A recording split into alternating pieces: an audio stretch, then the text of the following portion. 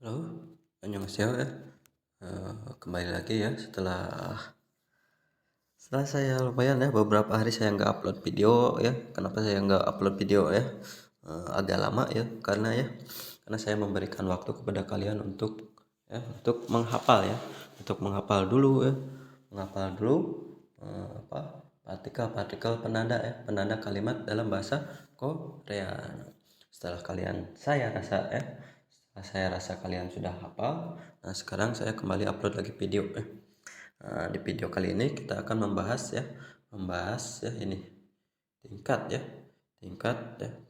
bahasa ya, tingkatan bahasa yang digunakan dalam bahasa Korea ya. Jadi ya, nah ini. Jadi bahasa Korea itu sama seperti bahasa daerah ya, di tiap daerah yang ada di Indonesia. Jadi bahasa Korea itu masih memperhatikan tingkat budaya atau tata krama saat kita berbicara dengan siapa ya. Apakah kita saat berbicara tersebut dengan orang yang kita hormati, itu tingkat berbicaranya berbeda ya. Berbeda dengan saat kita berbicara dengan orang yang sering kita jumpai ya. Dan seperti itu ya.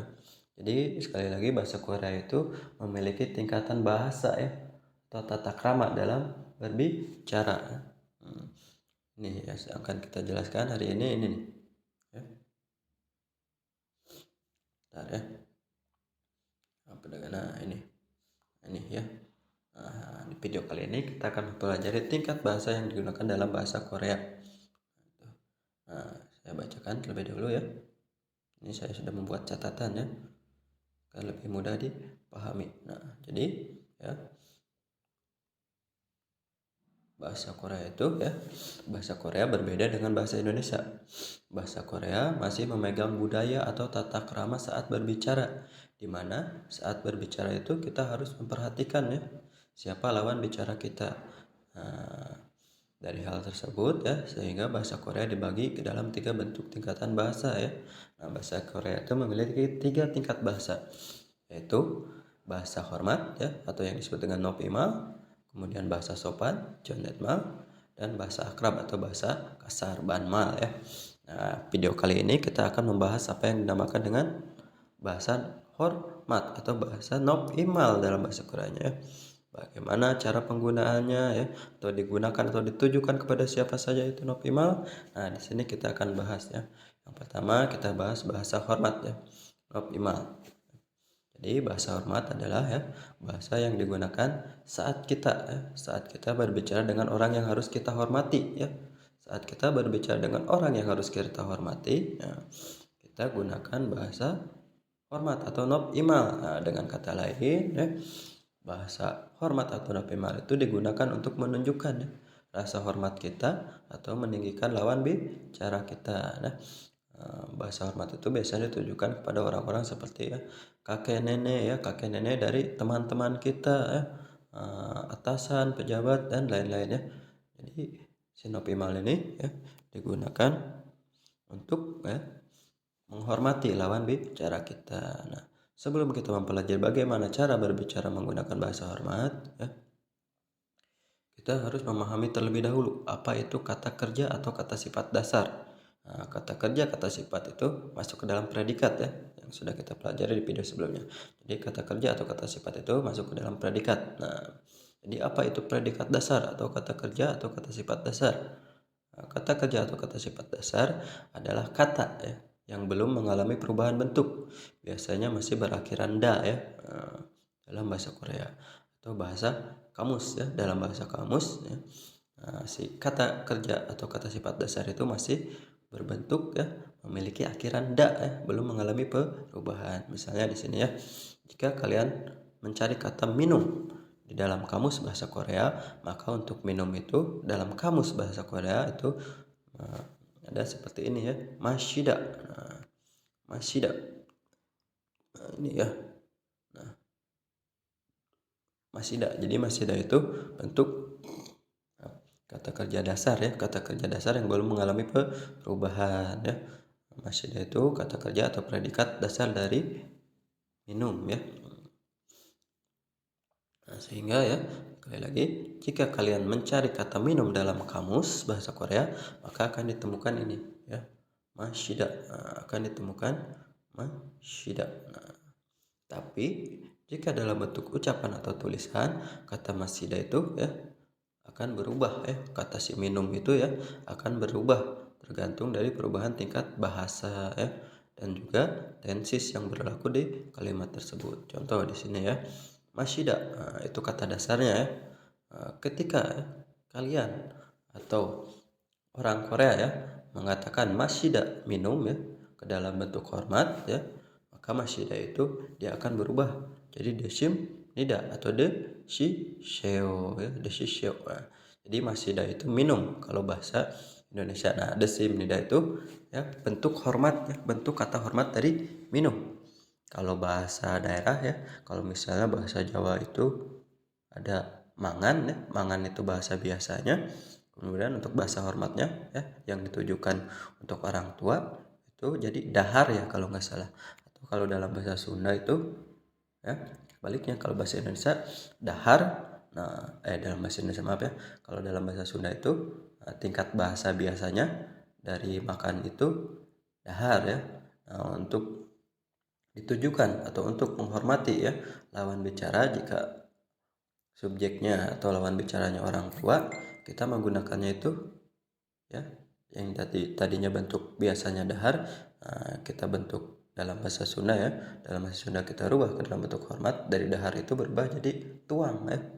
Atau ada lagi mungkinnya contohnya bisa kalian temukan sendiri ya menurut bahasa daerah kalian masing-masing. Jadi sekali lagi ya, bentuk nop imal atau bahasa hormat itu bahasa yang digunakan untuk menghormati lawan bicara. Nah, bahasa Korea pun sama seperti itu ya.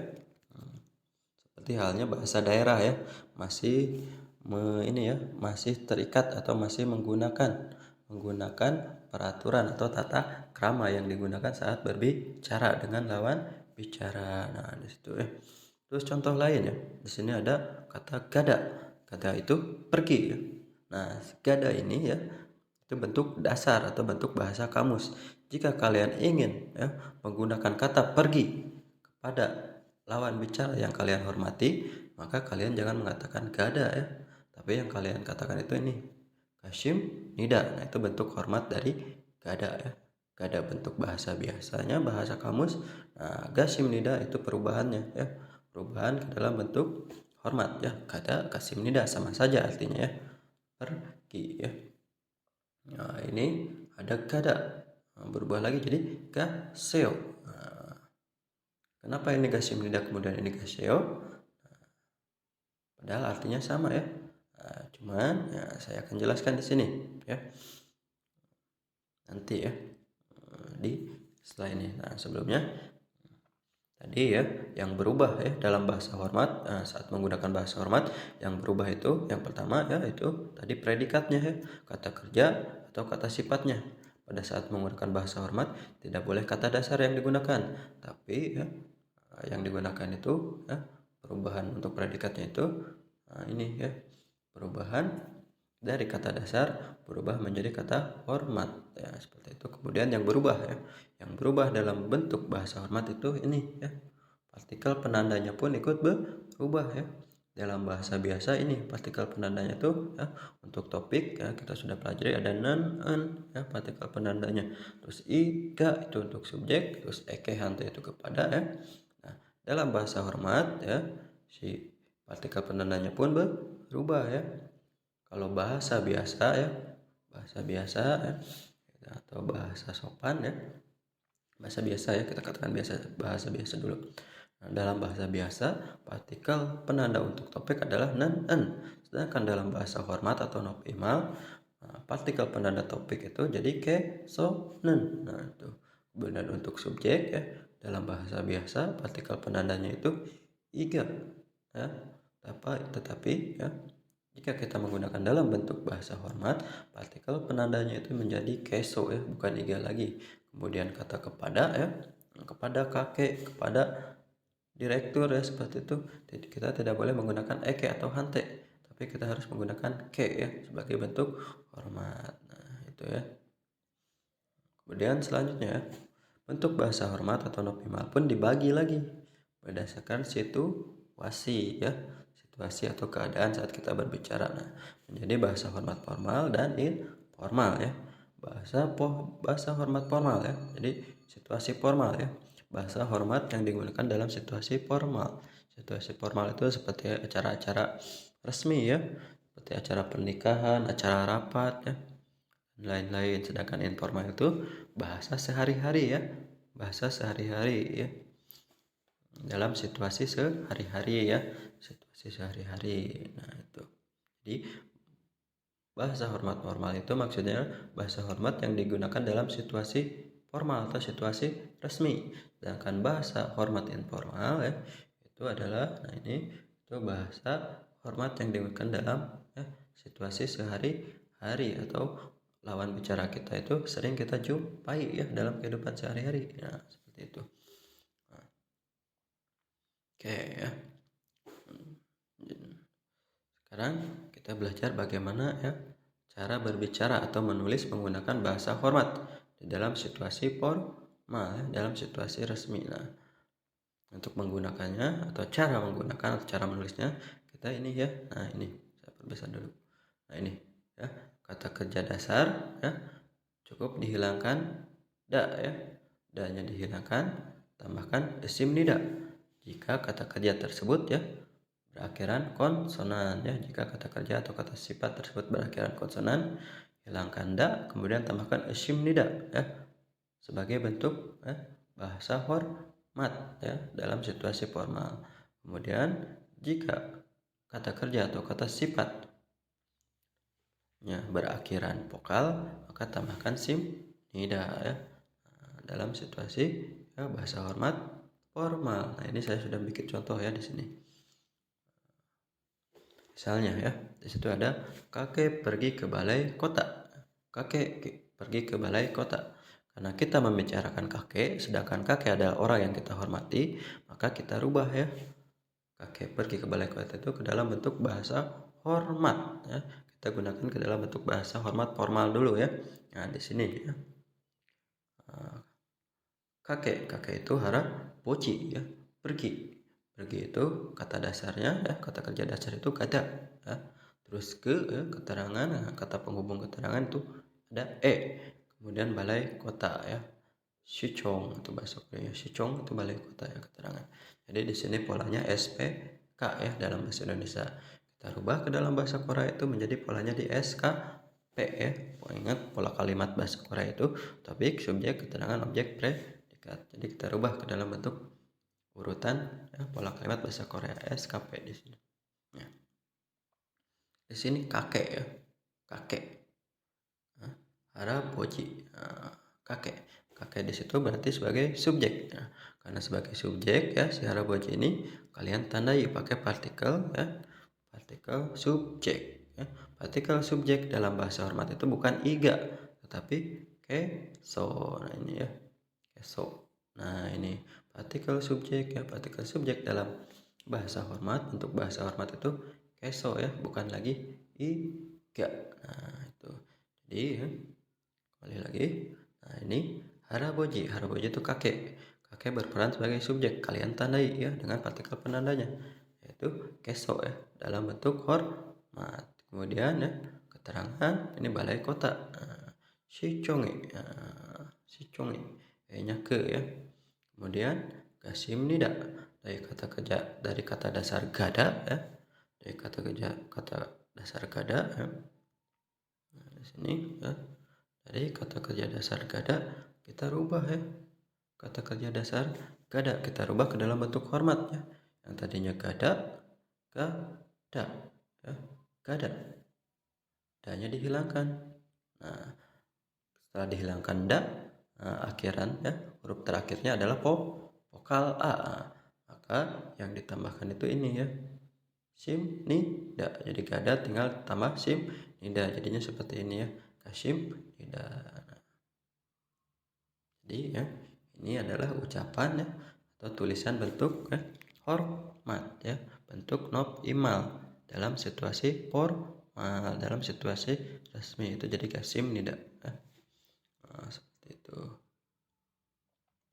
Atau kita bikin contoh lain ya di sini. Kita bikin contoh lain misalnya ya, biar kalian lebih paham.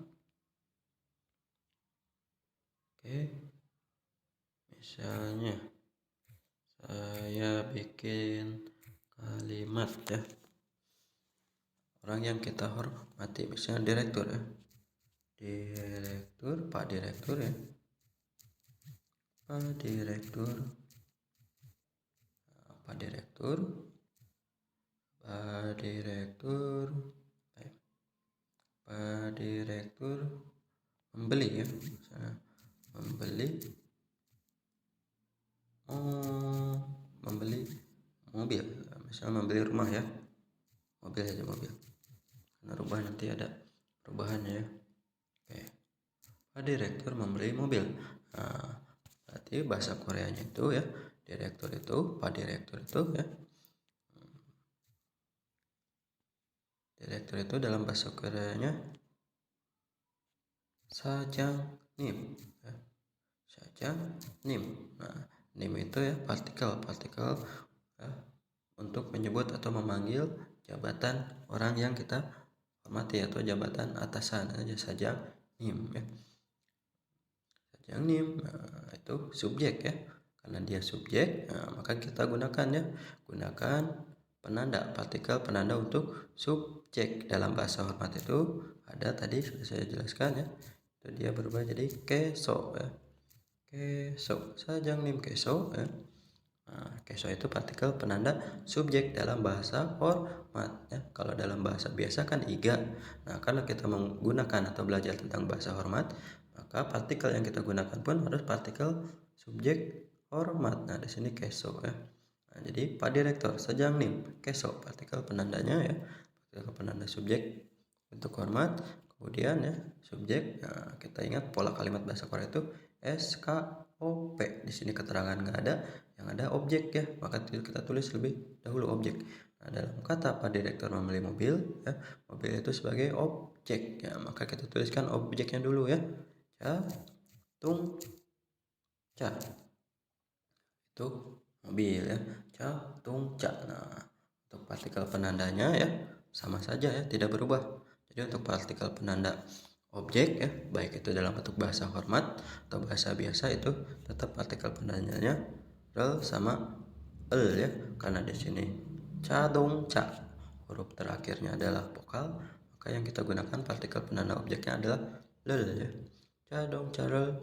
Nah, membeli itu kata dasarnya syada ya. Nah, karena dalam bentuk bahasa hormat ya, kita rubah syada yang tadinya bahasa dasar, kita rubah ke dalam bentuk kata kerja bentuk hormat ya, syada. Kita hilangkan da. Nah, tersisa ya huruf terakhirnya adalah vokal a, maka ditambahnya shim nida ya, shim nida. Nah, seperti itu ya, seperti ini ya. Cadong carel sashim nida. Nah,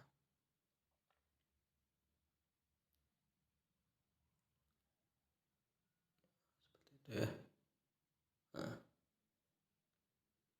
Ya, jadi sudah sesuai ya, karena huruf terakhirnya vokal sada itu ya, jadi tambahnya ini shim nih, shim nida ya, seperti itu. Seperti itu ya. Oke, Pak Direktur membeli mobil sajangnim keso ya, keso itu partikel penanda ya, subjek dalam bentuk hormat. Nah, itu cadong carel sashim nida. Kenapa jadi sashim nida ya? Karena kita tidak boleh mengucapkan kata kerja atau kata sifat dasar ya. Sada itu membeli, kata bentuk dasarnya, kita rubah ke dalam bentuk hormat jadi sashim nida, seperti itu ya. Jadi sekali lagi ya, bahasa Korea itu memiliki tingkatan bahasa ya. Nah, yang pertama kita pelajari video ini ya, video ini adalah bahasa Nopima, bahasa hormat. Nah, itu cara merubah ya, cara merubah kata kerja dasar ke dalam bentuk hormat ya. Ini tinggal kalian perhatikan yang itu ya. Nah, yang ini.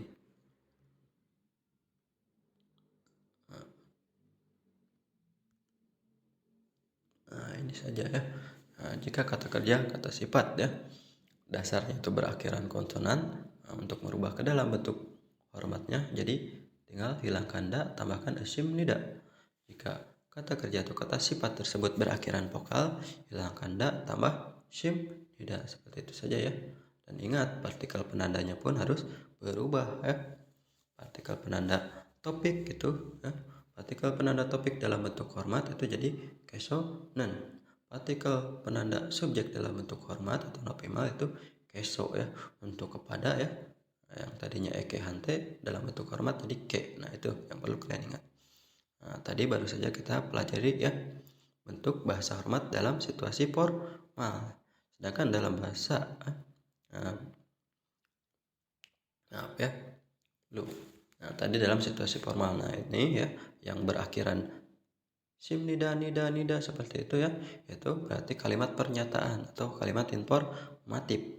Bagaimana jika kalimatnya bentuk kalimat interrogatif ya, atau kalimat pertanyaan atau kalimat tanya? Gampang saja ya, kalian tinggal rubah ya. Nah, ini ya, tinggal rubah nida ya, yang tadinya nida seperti ini ya, untuk kalimat pernyataan kalian rubah menjadi nikah ya.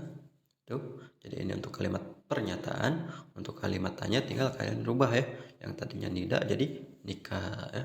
Jadi kalau ada kalimat seperti ini ya, akhirnya sim nikah sim nikah seperti itu, berarti itu kalimat tanya. Di sini pun saya sudah jelaskan ya. Jika kalimat tersebut kalimat interrogatif atau pertanyaan, maka akhiran nida ya, pada predikat, pada kata kerja atau kata sifat diganti menjadi nikah, seperti itu ya. Nah, kalau nida seperti ini ya, sim nida itu masih bentuk pernyataan atau informatif. Nah, itu ya bahasa hormat dalam situasi formal ya. Untuk bahasa hormat dalam situasi informal atau sehari-hari ya, cukup ini ya, yang kalian ingat ya. Kata kerja atau kata sifat dasar hilangkan da ya, tambahkan eseo. Jika kata kerja kata sifat tersebut ya setelah dihilangkan, nah, huruf terakhirnya adalah huruf konsonan. Jika huruf terakhirnya vokal tambah seo ya. Nah, di sini contohnya ya. Kita gunakan contoh yang sama. Kakek pergi ke balai kota. Nah, kita rubah ke dalam bentuk hormat ya, dalam situasi informal, dalam situasi sehari-hari ya. Jadi berubah seperti ini ya. Harapoji keso, si conge ga seo. Kenapa jadi ga seo? Kita lihat di sini gak ada. Setelah adanya dihilangkan, huruf terakhirnya ada vokal a ya, vokal a. Karena dia huruf vokal a, huruf terakhirnya tambahkan seo seperti itu. Jadinya ga seo seperti itu. Harapoji keso, si conge ga seo. Nah, ya. Bagaimana jika kalimat ini ya, yang seo seperti ini, itu kalimat pernyataan ya atau positif. Bagaimana jika kalimat interrogatif atau kalimat tanya? Nah, untuk membedakannya kalian ini ya, gaseo. Nah, seperti itu ya. Untuk merubah ke dalam bentuk interrogatif atau kalimat tanya ya, tinggal sio-nya itu dibaca dengan intonasi yang agak naik ya, agak naik. Nah, jadi coba kalian perhatikan ya. Di sini saya akan mengatakan haraboji keso si chonge ga seo. Haraboji keso si chonge ga seo. Nah, jika kita rubah ke dalam bentuk tanya, maka menjadi haraboji keso si chonge ga seo. Nah, jadi ini sio-nya itu ada penekanan seperti kita bertanya ya. Apakah dia pergi ya? Apakah dia pergi? Nah, seperti itu ya. Haraboji keso si chonge ga seo. Nah, seperti itu. Jika intonasinya seperti itu, maka itu berarti ya berbentuk kalimat tanya ya. Kalimat tanya dalam bentuk bahasa hormat informal seperti itu ya. Nah, jadi ya di video kali ini kita pelajari bentuk bahasa hormat. Nah, kali lagi untuk merubah ya bahasa dasar, bahasa biasa dalam bentuk bahasa hormat itu tinggal kata sifat ya atau kata kerja dasar dihilangkan da, kemudian tambahkan sim nida atau sim nida ya, jika dalam situasi formal. Jika kita merubah ke dalam bentuk bahasa hormat dalam situasi informal, kita cukup hilangkan da ya, pada predikat atau pada kata kerja kata sifat dasarnya ya. Sedangkan da tambahkan seo atau seo. Nah, jika konsonan tambahkan seo, jika vokal tambah seo ya, seperti itu. Oke. Nah, seperti itu ya. Cuman ada beberapa kata kerja ya atau kata sifat yang memiliki kata hormat tersendiri. Di antaranya apa saja ya? Jadi ya, kalau dia memiliki kata hormat tersendiri ya, itu perubahannya jangan tambahkan sim nida atau sim nida ya.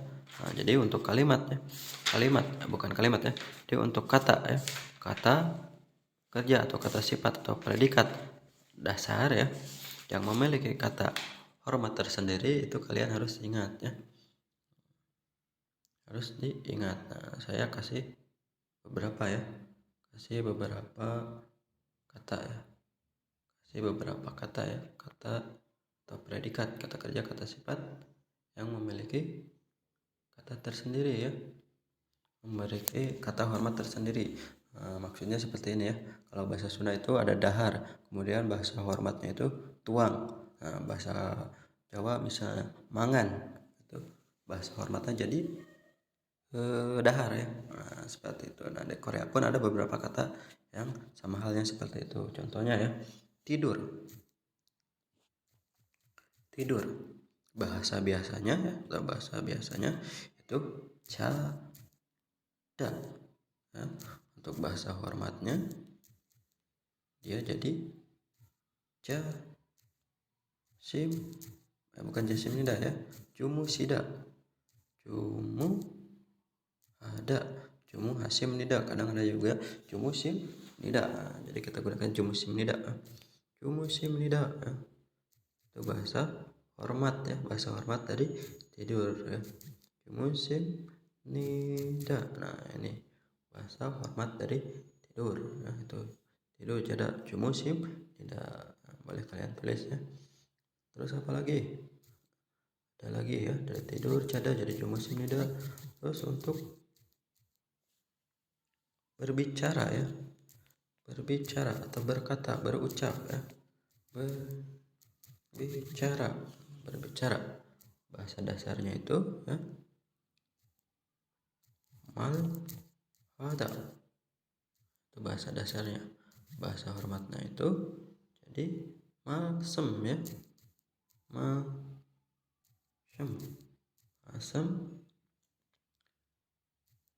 ha, malsem, shim tidak, nah itu malsem hashim tidak. Itu bahasa hormat ya, bahasa hormat dari berbicara ya. Bahasa biasanya malhada atau bahasa dasarnya malhada. Nah, ketika dirubah ke dalam bentuk nob imal ya, bahasa hormat jadi malsem hashim nida ya. Nah, untuk kata yang lainnya nanti saya tulis di deskripsi ya, biar bisa kalian catat. Oke ya.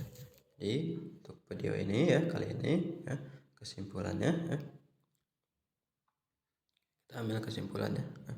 Jadi untuk di video ini ya kesimpulannya ya, pada saat kita berbicara ya dengan ya, pada saat kita berbicara dengan atau membicarakan orang yang kita hormati ya, kita harus rubah ya, kita harus rubah predikatnya atau kata kerja kata sifatnya itu ke dalam bentuk hormat. Nah, situasi hormat pun ya, bahasa hormat pun dibagi lagi ke dalam menjadi dua situasi ya.